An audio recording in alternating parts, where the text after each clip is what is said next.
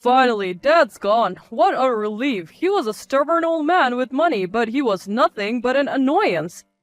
On the day of his father's funeral, Alex spoke these words with a smirk on his face. How could you say something like that? You had debts that Dad took over. Shut up. He wouldn't die and kept costing me money in hospital bills. Now I can use his money as I please. How dare you? You relied on Dad all this time. Say whatever you want. You don't have anyone on your side anymore, you good for nothing. Should just leave. Brother-in-law, how could you? William also scolded Alex, but their sister-in-law present at the scene laughed and commanded us. Marriage doesn't make you a family. I bet even your father-in-law wouldn't want outsiders at his funeral. You should leave immediately. Her words snapped something inside me. To insult my father and deny my ties? These people are rotten to the core. Arguing with them any further would be pointless, and the last thing I wanted was to cause a fuss that would ruin my father's funeral. I suppressed the anger that threatened to explode. I understand. I barely managed to say that much before I decided to give up my final farewell to my father and leave. I vowed never to associate with these people again. My name is Lily. I work as a nurse in a children's hospital. I married William, a radiologic technologist I met at work a few years ago. It's difficult to find time for just the two of us due to on-call schedules, but we cherish the moments we do get. Being a radiologic technologist is a significant responsibility as imaging is crucial for diagnosing and treating patients' diseases. Handling dozens of imaging tasks every day and capturing even the smallest abnormalities come with considerable pressure. Despite the demanding job, I respect William for his hard work every day. He tells me he admires my dedication, always making time to communicate with our patients and their guardians despite my busy schedule.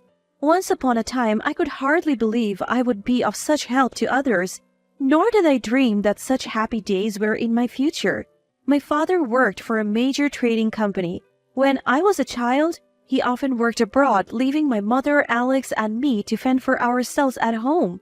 In that setup, my mother and Alex treated me like a servant. Didn't I tell you to clean this up? You're so useless. Hey, Lily, go get me a juice now. You've got a minute. This kind of harsh language and ordering around was all too common. My mother, adoring Alex, treated me as if I was nothing but a nuisance. Seeing my mother's attitude, Alex grew up to be the type to boss me around. As a child, I tried my best to meet their expectations, but contrary to my efforts, both my mother and Alex continued to belittle me. Even when my father returned from his overseas assignment when I was in high school, their attitudes didn't change. My father tried to defend me, but my mother and Alex blamed him.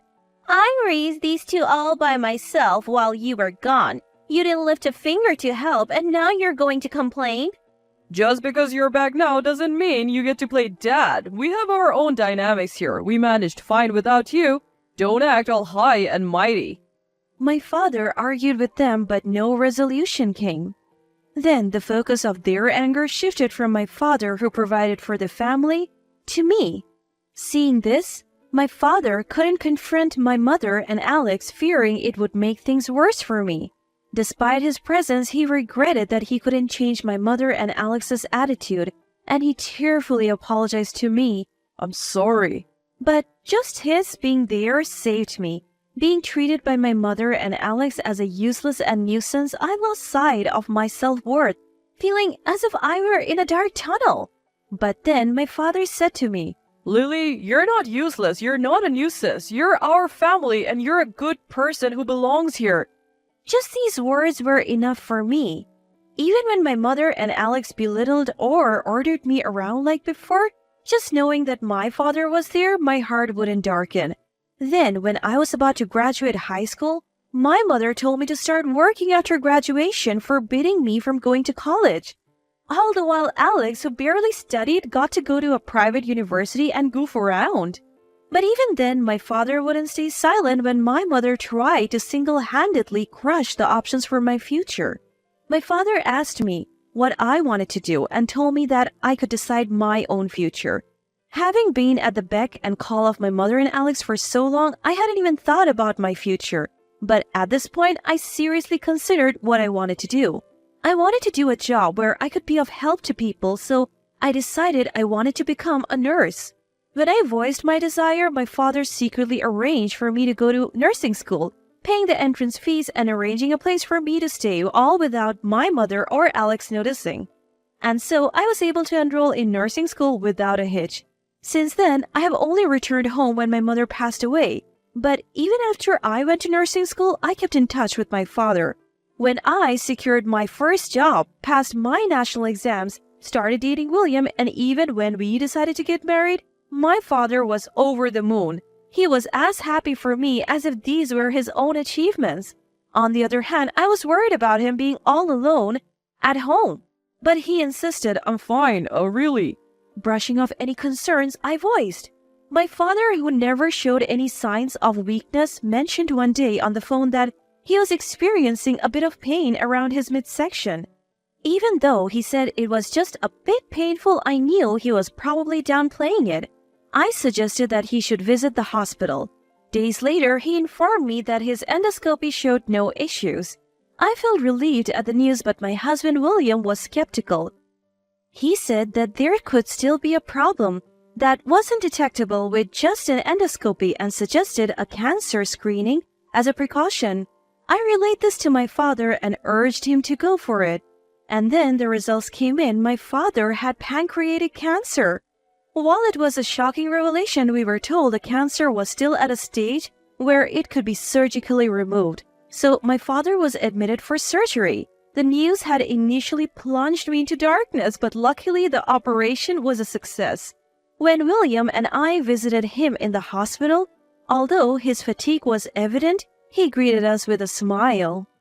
Just as I started to feel a bit relieved at seeing my father looking better than expected, the door to his room swung open abruptly. There stood Alex and a woman. With a fleeting glance, Alex acknowledged our presence but barged into the room without a care. Get out, he said, tilting his chin towards the door as if we were in his way. The woman next to him was also gesturing for us to leave. I quickly realized that she must be Grace, the woman Alex had married. Having heard about Alex's marriage from my father, I intuitively felt that this must be his wife Grace. Can't you wait a little? We just got here, I protested. But Alex just smirked disdainfully at me. Like talking to Dad is going to improve his condition. I know, but I've barely had a chance to speak with him. Brother-in-law, give us some more time, please. My husband also tries to reason with Alex, but Alex bluntly barks back at us. You're the guy who married Lily, huh? I don't care if you're a radiology tech or whatever. At the end of the day, without doctors, nurses, and techs can't do a thing, so don't get all cocky. He smirks smugly, an ugly twist in his lips. And before we even leave our seats, Alex turns to our father and starts spouting out the unbelievable. Dad, I've gotten myself into debt again. Need your help once more. What? Shocked at Alex's words, I can't help but let out a gasp. No words of concern for our father's condition, Alex starts talking about money out of the blue, and once more implies that he's made our father shoulder his debts before. Alex, you have to deal with the debts you made yourself. Do you even understand what kind of situation Dad is in right now? Shut up, I'm making Dad atone for his past mistakes. Atone? He is making up for neglecting us when we were kids, saying he will forgive us for ignoring our precious childhood because of money. Isn't he kind? What? I never imagined Alex could be such a despicable person. His words leave me flabbergasted, and I can't find my words. I have to do something. I'm the only one who can stop Alex here. I think this and start to find words to retort, but my sister-in-law standing next to Alex looks at me with a puzzled face. Don't get all high and mighty just because you're married. You're in the way, so go home. I snap at my sister-in-law's words, and I don't have the luxury to stay calm.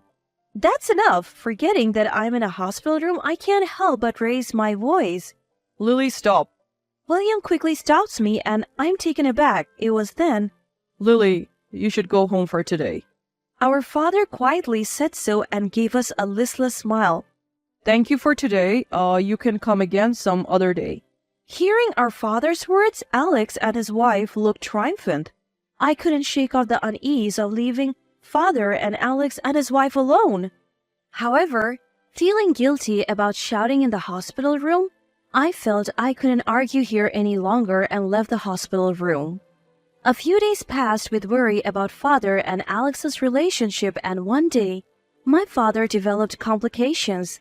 The shock of developing complications was immeasurable for father. Moreover, dad's mental and physical strength had dwindled as he stopped eating properly. As a result, despite the efforts of the attending physician, father passed away a few weeks later. A grief I had never felt in my life attacked me, but I didn't have time to indulge in my grief. Despite the fact that father had died, Alex and his wife did nothing. Therefore, all arrangements related to the funeral were undertaken by William and me. On the day of the funeral, while greeting the attendees and waiting for the funeral to begin, Alex, oblivious that this is a funeral, grinned broadly. I feel so relieved now that Dad is finally gone. He was stubborn and only cared about money, and he was a nuisance. What? Dad took on your debt and you still speak ill of him?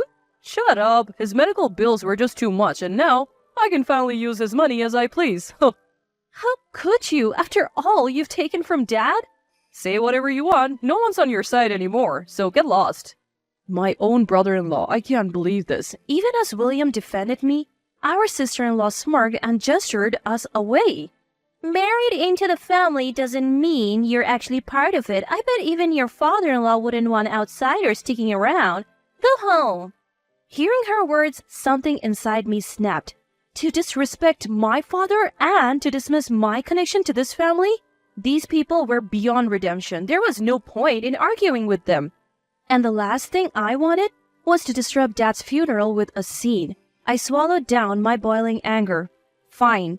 I forced the words out and decided to leave, giving up my final farewell with Dad. I vowed never to deal with these people again. But the next day, my phone was flooded with calls from Alex and his wife. I had a hunch about what they wanted, but I ignored them all. Alex didn't care about me enough to know where I lived. If I kept ignoring him, he would give up eventually. Or so I thought, but Alex exceeded my expectations, hiring a detective to find me and showing up at my apartment. Hey, why aren't you answering your phone? We've been trying to reach you. Get out here. Do you know how much trouble we have had trying to find you? The moment they saw me, they started yelling, letting out their pent-up frustration. Before I could respond, they rattled off their grievances. Is that lawyer telling the truth that all of Dad's inheritance goes to you? That can't be right, can it? We're siblings, so the inheritance should be divided equally, right? If anything, you're the younger one, so you should get less. When I remained silent, Alex roared, Say something. It was funny how they were the ones who didn't give me a chance to speak. What the lawyer said is true. I was surprised when I found out too. No way. So you're saying you get all of Dad's $10 million? I won't accept that.